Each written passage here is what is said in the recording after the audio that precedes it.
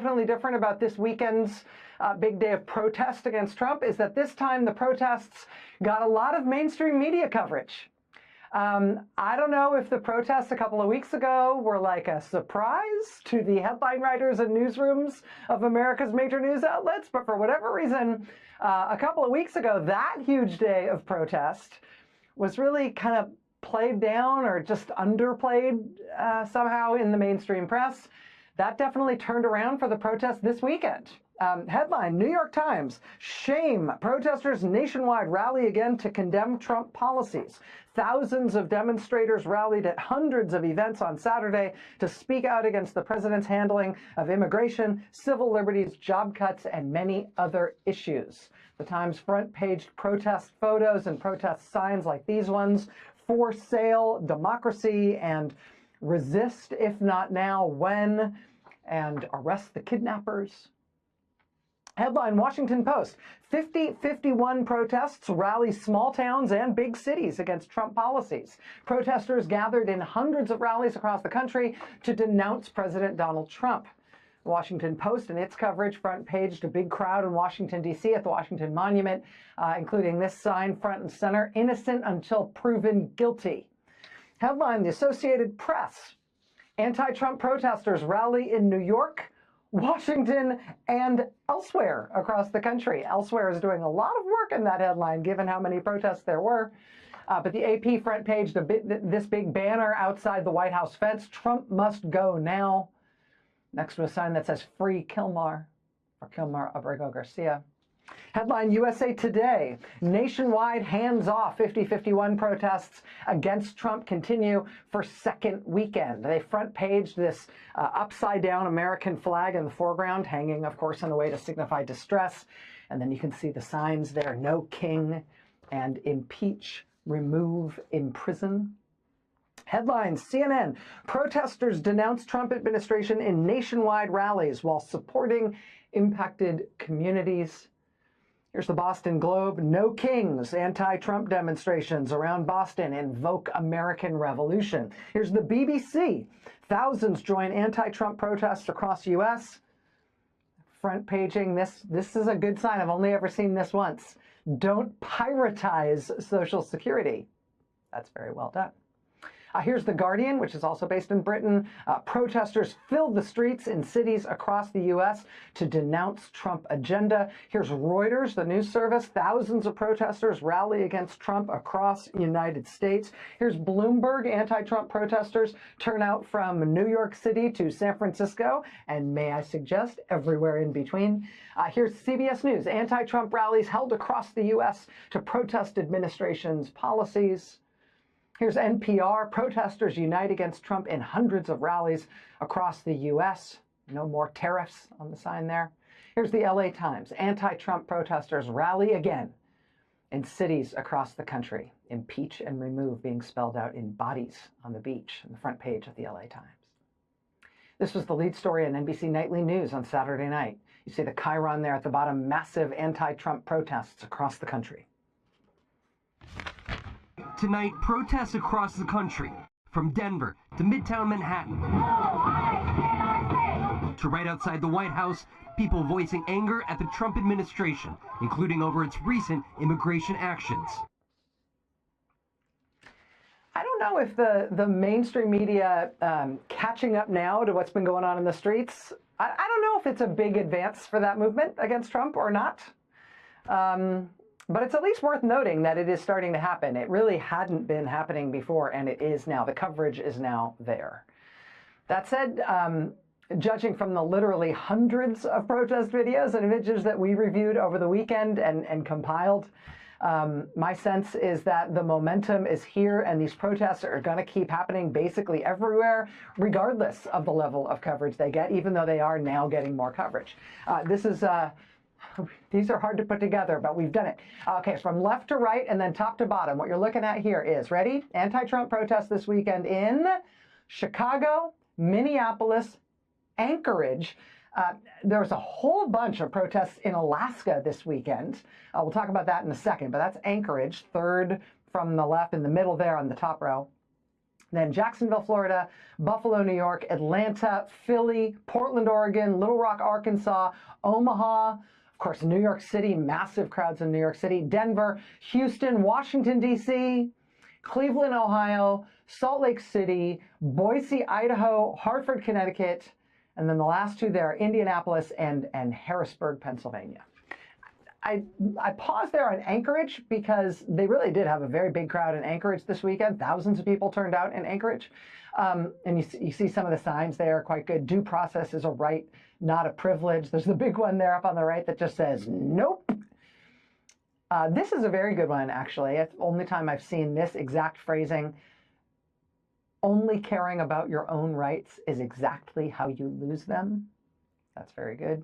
Orange sign just to the right of that. Nixon and McCarthy weren't this bad. I agree. You may also see another one on the left there that's specific to where this is. Dan and Nick stand up for the rule of law. That's about Republican Senator Dan Sullivan and Republican Congressman Nick Begich, both of whom have been very pro-Trump, even as Alaska's other Republican representative in Congress, Senator Lisa Murkowski, has mildly criticized him. But Dan and Nick, hey, stand up. And I just want to say, for whatever reason, it wasn't just the big turnout they got in Anchorage. There were a ton of protests all over Alaska this time. Gustavus, Alaska, population 600 something. That's a significant portion of the town. There's only 600 people in the town. Soldotna, Alaska, all along the main drag there, people outside the auto zone. Bethel, Alaska, it was really cold and rainy, but people turned out in Bethel, Alaska. Look at the turnout in Fairbanks, Alaska. Fairbanks had tons of people turn out this weekend. At Nome, Alaska, N-O-M-E, Nome, protesters posted up there again at the marker for the end of the Iditarod sled dog race. You see the sign there, stop disappearing people. A lot of signs along those lines. In protests we saw everywhere all over the country. Kodiak, Alaska, another good turnout there. Lots of American flags. United we stand, divided we fall. Beautiful Kodiak, Alaska. This was Homer, Alaska. Homer Head Start, 32 years. Keep it going. As Trump says, of course, he wants to eliminate the entire Head Start program everywhere in the country. Literally, I mean, was there a single town in Alaska that didn't protest this weekend? I watched local news reports in Alaska. There were protests on Saturday, all simultaneously in Juneau, Seward, Wasilla, Anchorage, Gustavus, Soldotna, Bethel, Fairbanks, Nome, Kodiak, Homer. I might have even missed some. Oh, Petersburg. Petersburg, Alaska as well. Petersburg's super cute. They call it Little Norway. They turned out to protest in Petersburg, Alaska against Trump this weekend. Hey, Elon, Mars beckons. And that's just a snapshot of one state. That's just Alaska. That was kind of on fuego this weekend. But, you know, if you want to generalize, I think, about how the protests against Trump are evolving, now that we're 90 whatever days in, I would say that the media is now covering these protests more and more, and I think that's part because there's a lot of them and they're big. I think it's also maybe because the media is realizing that Trump is only getting less and less popular with each passing day in each new poll. This protest movement to the media, I think, seems like a tangible way to see and describe and report on that. In terms of other changes and evolutions in the anti-Trump movement, I would say for this weekend in particular, one other change we saw is that in a lot of places, people added food drives and clothing drives and other really practical efforts to build donations for food pantries and other local resources that have been hit so hard by Trump's cuts. And those food drives happened alongside the marches and rallies, which is really constructive. I would also say in general that we are, if you want a generalized perception of what's going on in terms of how this movement is changing, I would say we're seeing more protests in red states and in Republican areas of blue or purple states. I mean, that's my impression from looking at all the footage that I have looked at from this weekend's event. Here's some more. Here's Amarillo, Texas this weekend. Here's the big turnout they got in Atlanta, Georgia this weekend. Tons of people turned out in Atlanta. Really big turnout in Boise, Idaho. Boise again and again and again has been turning out huge numbers of people in Idaho. Here's Carson City, Nevada. Look how many people turned out in Carson City, including outside the state legislature building there. Carson City, of course, the capital. Thousands of people turned out to protest in Chicago once again. Chicago definitely showing up. Here's Clarksburg, West Virginia, outside the Harrison County Courthouse. Here's Cincinnati on the left side of your screen. Here's Columbus on the right side of your screen. Ohio has been turning out a lot of anti-Trump protests throughout this past 90 days. This weekend was no exception in Ohio. Here's Michigan. Here's Detroit on the left side of your screen and Grand Rapids on the right side of your screen. Michigan, like Ohio, has been turning out lots and lots of Trump protests with big crowds. This was Saturday in Detroit and in Grand Rapids. There was big crowd protesting in Denver this weekend, yet again. Denver, Colorado. Also, Fargo, North Dakota turned up this weekend. People along the main drag there in Fargo. Concord, Massachusetts. They celebrated the 250th anniversary on Saturday of the first battle of the Revolutionary War, the Battle of Lexington and Concord. The anti-tyranny, no kings theme dovetailed very well between the commemoration of the American Revolution and the many people who turned out there to protest against Trump at the same time. Let's do a few more of these. This is left to right, top to bottom. That's Huntersville, North Carolina. Really big, impressive turnout in Los Angeles. Morgantown, West Virginia, where they have been hit very hard by Trump destroying federal offices and agencies. Lower left, that's Mobile, Alabama. Lower center, that's New Haven, Connecticut.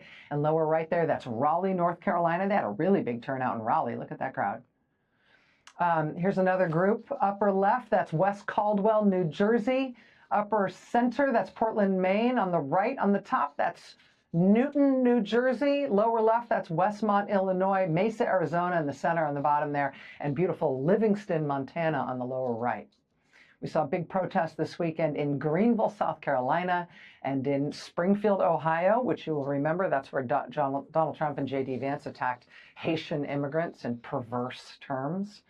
Lots of protesters out in San Diego, California. New Orleans, people turned out in the French Quarter to protest. We say no to deportations, protect immigrant rights. Sacramento, California, big turnout in their Trump protest this weekend. Norwalk, Connecticut. Surprise, Arizona. Topeka, Kansas. Here's just a couple more. Look at the big crowd in Topeka.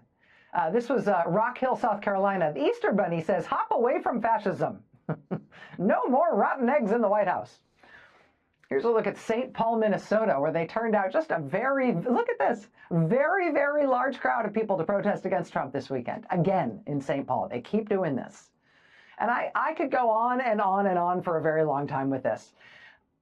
The first 50-51 protests, and again, 50-51 stands for 50 protests in 50 states on one day. The first one that they held was in February. It was mostly at state capitals. They actually had more than 50 protests that day, but less than 100. Now in April, in the same month, we had one day with over 1,000 simultaneous protests, another one this weekend with over 900 simultaneous protests. I mean, some of these protests this month, we've seen tens of thousands of people, a few that topped 100,000 people. Sounds like the next one of these is not going to be on a Saturday. It's going to be on May Day, on Thursday, May 1st. We shall see.